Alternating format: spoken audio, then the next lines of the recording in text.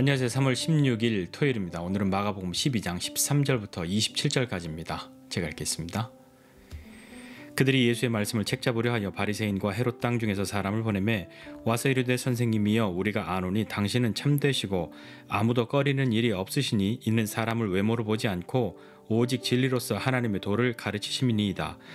가이사에게 세금을 바치는 것이 옳으니이까 옳지 아니하니이까 우리가 바치리이까 말리이까 한데 예수께서 그 외식함을 아시고 이르시되 어찌하여 나를 시험하느냐 데나리온 하나를 가져다가 내게 보이라 하시니 가져왔거늘 예수께서 이르시되 이 형상과 이 글이 누구의 것이냐 이르되 가이사의 것이니이다. 이에 예수께서 이르시되 가이사의 것은 가이사에게 하나님의 것은 하나님께 바치라 하시니 그들이 예수께 대하여 매우 놀랍게 여기더라. 부활이 없다 하는 사두개인들이 예수께 와서 물어 이르되 선생님이여 모세가 우리에게 써주기를 어떤 사람의 형이 자식이 없이 아내를 두고 죽으면 그 동생이 그 아내를 취하여 형을 위하여 상속자를 세울지니라 하였나이다. 칠형제가 있었는데 마지가 아내를 취하였다가 상속자가 없이 죽고 둘째도 그 여자를 취하였다가 상속자가 없이 죽고 셋째도 그렇게 하여 일곱이 다 상속자가 없었고 최후의 여자도 죽었나이다. 7사람이 다 그를 아내로 취하였으니 부활 때 곧 그들이 살아날 때에 그 중에 누구의 아내가 되리이까.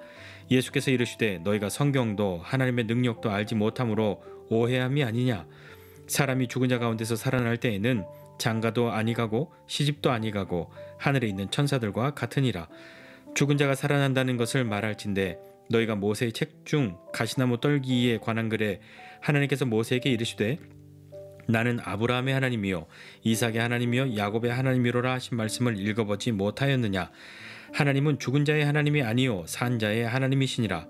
너희가 크게 오해하였도다 하시니라. 아멘.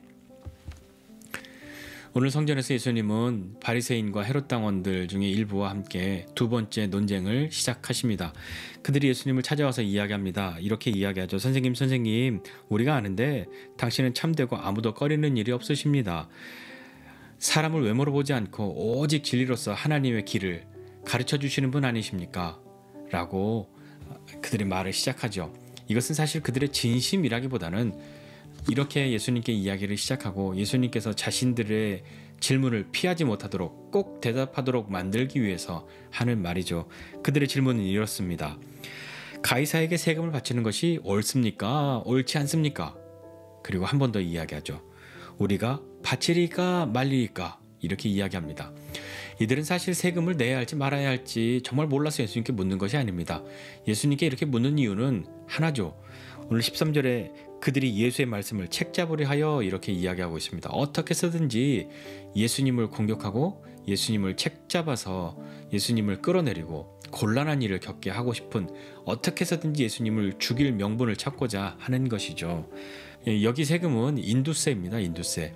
머리를 가지고 있으면 내는 세금인 거죠. 살아있으면 내는 세금이란 말입니다. 아주 어린아이 빼놓고는 다 내야 하는 정해진 나이대에 있는 사람들은 내는 세금인 거죠. 한 데나리온을 냈습니다. 한 데나리온은 하루에 품삯 정도 됩니다. 예수님께 그것을 묻는 이 질문이 어쩌면 이 바리새인들, 대제사장 이런 사람들에게는 나름의 칼을 갈고 예수님께 찾아온 질문인 거죠. 왜냐하면 어제 예수님께서 대제사장들 일행에게 요한의 세례가 하늘로부터냐 사람으로부터냐 라는 그 질문에 그들은 아무 대답하지 못하고 우리가 알지 못한다 하고 돌아갔으니 얼마나 분하고 화가 나고 부글부글 끓지 않았겠습니까?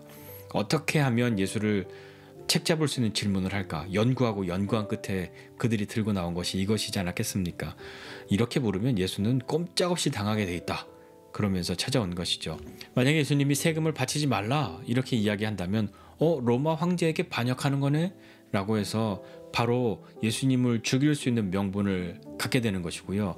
세금 바쳐야지 라고 말한다고 하면 유대인들이 로마의 지배를 당하고 있는 것도 서럽고 모욕적이고 아주 싫은데 거기에다 대고 예수님이 세금을 내라 라고 말한다면 그 사람들이 좋아하겠습니까? 아주 단순하게 그런 논리로 갈 수 있겠죠.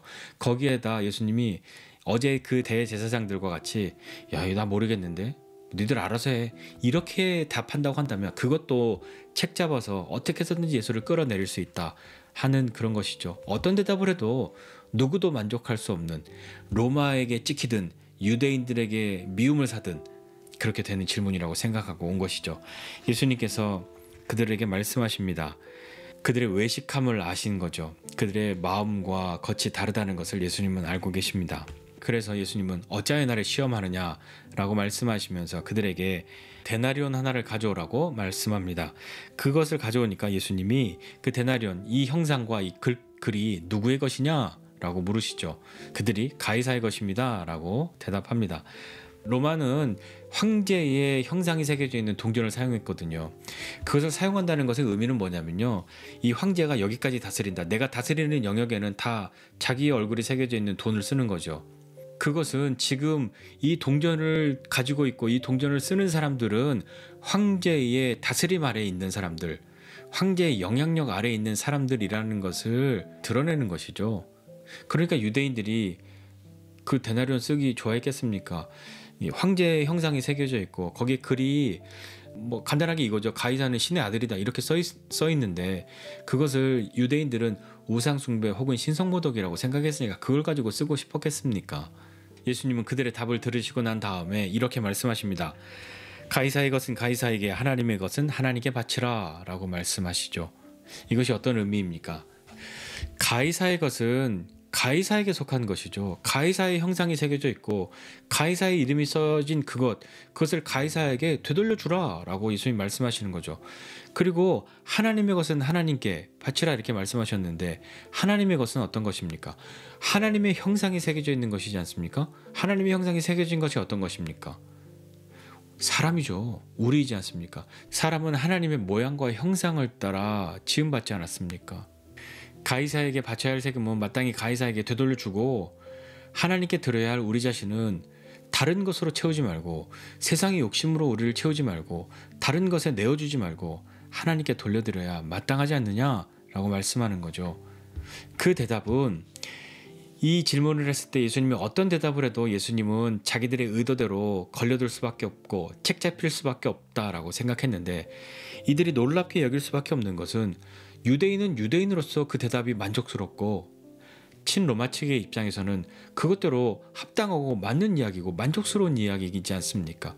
그러니 이들이 예수님의 대답을 놀랍게 여길 수밖에 없었던 것이죠. 그 다음에는 부활이 없다 하는 사두개인들에 대한 이야기입니다. 세 번째 논쟁은 부활에 대한 논쟁인데요. 사두개인들은 부활도 없다, 천사도 없다, 영도 없다 이렇게 믿는 사람들입니다. 그들이 믿는 성경은 오로지 모세오경 그것만 믿는 거죠. 그 사람들이 와서 묻습니다. 이번엔 무엇이라고 묻냐면 모세 율법을 가지고 예수님께 묻습니다. 어떤 사람이 결혼하여 살았는데 상속자가 없이 죽게 되면, 자식이 없이 죽으면 그 형제가 그 아내를 취하여 상속자를 만들어 주어야 한다는 그 율법이 있는 거죠. 이것에 대해서 예수님께 묻습니다. 어떤 사람이 7이 있는데 첫째가 상속자가 없이 죽었습니다. 그래서 둘째와 결혼하였고 이렇게 7 형제가 다 장가들었는데 다 상속자가 없이 죽었습니다. 결국엔 그 여자도 죽었습니다. 그렇다면 부활의 때에 그 여자는 그 7명 중에 누구의 아내가 되는 겁니까? 라고 묻는 거죠. 예수님은 사두개인들을 향해서 대답하시기를 너희가 성경도 하나님의 능력도 알지 못함으로 오해하였구나 라고 하시면서 이 말씀을 해주시는 거죠. 이 부활의 때는 장가가고 시집가고 하는 것은 살아있을 때는 하는 것이지 부활의 때는 그렇지 않다. 천사들과 같이 된다 라고 말씀하십니다. 사두개인들이 잘 알고 있는 또 한 성경에 대해서 말씀하는 거죠. 하나님께서 모세를 향해서 나는 아브라함의 하나님, 이삭의 하나님, 야곱의 하나님이다 말씀하신 그것을 너희가 읽어보지 못하였느냐 라고 말씀하시는 겁니다. 하나님은 죽은 자의 하나님이 아니라 산 자의 하나님이시다. 너희가 크게 오해하였구나 라고 말씀하십니다.